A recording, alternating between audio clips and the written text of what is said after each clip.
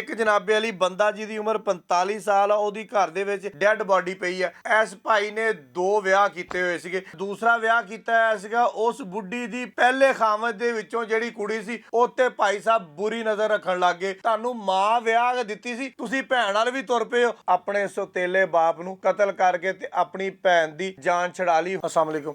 अच्छा जी, असीं अगे भी बार-बार दस चुके हैं कि तुसीं अपने बच्चों की हिफाजत आप करनी है, ना सिर्फ बाहरों करनी है। ਜਿਹੜੇ ਤੁਹਾਡੇ घर ਦੇ ਵਿੱਚ ਲੋਕ ਨੇ ਉਹਨਾਂ ਕੋਲੋਂ ਵੀ ਆਪਣੇ ਬੱਚੇ ਔਰ ਬੱਚੀਆਂ ਦੀ ਹਿਫਾਜ਼ਤ ਤੁਸੀਂ ਆਪ ਕਰਨੀ ਹੈ। ਇਹ ਸਾਡਾ ਮੈਸੇਜ ਅੱਜ ਨੋਟ ਕਰ ਲਓ। ਮੈਂ ਤੁਹਾਨੂੰ ਇੱਕ ਥਾਣਾ ਬਲੋਚਨੀ ਦੇ ਇਲਾਕੇ ਦੇ ਵਿੱਚ ਅੰਧੇ ਕਤਲ ਦੀ ਦਾਸਤਾਨ ਸੁਣਾਉਣ ਲੱਗਾ ਵਾਂ। ਤੁਸੀਂ ਆਪ ਸੁਣੋਗੇ ਤੇ ਤੁਸੀਂ ਵਾਕਈ ਸਿਰ ਫੜ ਲਓਗੇ ਕਿ ਸਾਡੇ ਮੁਆਸ਼ਰੇ ਦੇ ਵਿੱਚ ਹੋਣ ਕੀ ਡਿਆ ਵਾ। ਸਤੇਲਾ ਬਾਪ ਹੋਵੇ, ਮਾਂ ਹੋਵੇ, ਭੈਣ ਹੋਵੇ, ਭਰਾ ਹੋਵੇ, ਇਹ ਐਸਾ ਰਿਸ਼ਤਾ ਬਣ ਚੁੱਕਿਆ ਵਾ ਜਿਹਦੇ ਤੇ ਬਿਲਕੁਲ ਇਤਬਾਰ ਜਿਹੜਾ ਵਾ ਅੱਜ ਵਾਲੀ ਖਬਰ ਤੋਂ ਬਾਅਦ ਉੱਠ ਜਾਏਗਾ। ਇੱਕ ਥਾਣਾ ਬਲੋਚਨੀ ਦੇ ਵਿੱਚ ਅੰਧਾ ਕਤਲ ਹੁੰਦਾ ਵਾ। ਤਰੀਕ ਹੈਗੀ ਜੀ ਉਹਦੀ 7/3/2025 ਕਿ ਇੱਕ ਜਨਾਬੇ ਵਾਲੀ ਬੰਦਾ ਜਿਹਦੀ ਉਮਰ 45 ਸਾਲ ਆ ਉਹਦੀ ਘਰ ਦੇ ਵਿੱਚ ਡੈਡ ਬॉडी ਪਈ ਆ। ਇਸ ਭਾਈ ਨੇ 2 ਵਿਆਹ ਕੀਤੇ ਹੋਏ ਸੀਗੇ, ਯਾਨੀ ਕਿ ਜਿਹੜਾ ਦੂਸਰਾ ਵਿਆਹ ਕੀਤਾ ਹੋਇਆ ਸੀਗਾ ਉਸ ਬੁੱਢੀ ਦੀ ਪਹਿਲੇ ਖਾਮਦ ਦੇ ਵਿੱਚੋਂ ਜਿਹੜੀ ਕੁੜੀ ਸੀ ਉੱਤੇ ਭਾਈ ਸਾਹਿਬ ਬੁਰੀ ਨਜ਼ਰ ਰੱਖਣ ਲੱਗ ਗਏ। ਉਹਦੇ ਨਾਲ ਭਾਈ ਸਾਹਿਬ ਹਰਾਮ ਕਰੀ ਕਰਨ ਲੱਗ ਗਏ। ਜਦੋਂ ਮਾਂ ਨੂੰ ਪਤਾ ਲੱਗਾ, ਜਦੋਂ ਭਰਾ ਨੂੰ ਪਤਾ ਲੱਗਾ, ਯਾਨੀ ਕਿ ਉਸ ਕੁੜੀ ਦੇ ਸਕੇ ਭਰਾ ਨੂੰ ਤੇ ਇਸ ਬੰਦੇ ਦੇ ਸੌਤੇਲੇ ਬੇਟੇ ਨੂੰ ਪਤਾ ਲੱਗਾ।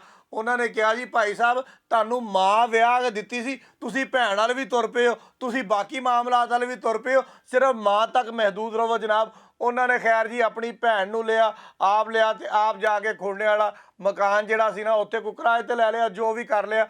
ਤੇ ਉਹ ਭਾਈ ਸਾਹਿਬ ਉੱਥੇ ਵੀ ਬਾਜ਼ ਨਾ ਆਏ। ਉਹਨਾਂ ਨੇ ਆਪਣੀਆਂ ਹਰਕਤਾਂ ਜਾਰੀ ਰੱਖੀਆਂ। ਲੇਕਿਨ ਉਹਦਾ ਐਂਡ ਨਤੀਜਾ ਕੀ ਹੋਇਆ?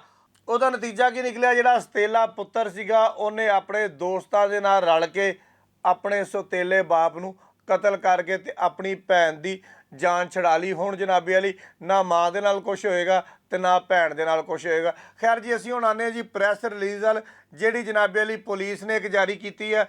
SHO ਥਾਣਾ ਬਲੋਚਨੀ ਆਸਮ ਮੇਸ ਨੇ ਜਨਾਬੇ ਵਾਲੀ 5 ਤੋਂ 4 ਦਿਨ ਦੇ ਅੰਦਰ ਅੰਦਰ ਇਹ ਅੰਧਾ ਕਤਲ ਜਿਹੜਾ ਸੀਗਾ ਇਹਨੂੰ ਟੈਕਨੀਕਲ ਜਿਹੜੇ ਉਹਨਾਂ ਦੇ ਵਸਾਇਲ ਨੇ ਉਹਨੂੰ ਬਰੂਏ ਕਾਰ ਲਾਉਂਦੇ ਹੋਇਆ ਉਹ ਜਿਹੜਾ ਅਸਲ ਮੁਲਜ਼ਮ ਸੀਗਾ ਉਹਨੂੰ ਗ੍ਰਿਫਤਾਰ ਕਰ ਲਿਆ, ਉਹਦੇ ਦੋਸਤਾਂ ਨੂੰ ਵੀ ਗ੍ਰਿਫਤਾਰ ਕਰ ਲਿਆ। ਉਹਨਾਂ ਦਾ ਕਹਿਣਾ ਕਿ ਸਾਨੂੰ ਇਤਲਾਹ ਮਿਲਦੀ ਆ ਕਿ ਇੱਦਾਂ ਕਤਲ ਹੋਇਆ ਵਾ। ਮੈਂ ਜਨਾਬੇ ਵਾਲੀ ਆਸਮ ਰਸ਼ੀਦ ਮੇਸ SHO AC ਜਨਾਬੇ ਵਾਲੀ ਇੰਚਾਰਜ ਇਨਵੈਸਟੀਗੇਸ਼ਨ ਦੇ ਨਾਲ ਮੌਕੇ 'ਤੇ ਪਹੁੰਚੇ ਹਾਂ। ਉੱਥੇ ਜਨਾਬੇ ਵਾਲੀ PFSA ਦੀਆਂ ਟੀਮਾਂ ਨੂੰ ਬੁਲਾਇਆ ਵਾ, ਜੋ ਵੀ ਆਪਣਾ ਮੁਆਇਨਾ ਕਰਦੇ ਉਹਨਾਂ ਨੇ ਆਪਣਾ ਮੁਆਇਨਾ ਕੀਤਾ। ਤੇ ਜਦੋਂ ਤਹਿਕੀਕਾਤ ਕੀਤੀਆਂ ਪਤਾ ਲੱਗਾ ਕਿ ਜਨਾਬ ਇਸ ਭਾਈ ਸਾਹਿਬ ਨੇ 2 ਵਿਆਹ ਕੀਤੇ ਹੋਏ ਆ ਤੇ ਇਹਦੀ ਇੱਕ ਬੁੱਢੀ ਇੱਥੇ ਰਹਿੰਦੀ ਹੈ, ਇੱਕ ਉੱਥੇ ਰਹਿੰਦੀ ਹੈ। ਜੋ ਵੀ ਪੁਲਿਸ ਦਾ ਤਰੀਕਾਕਾਰ ਤਫਤੀਸ਼ ਹੁੰਦਾ ਉਹ ਉਹਨਾਂ ਨੇ ਆਪਣਾ ਅਪਣਾਇਆ।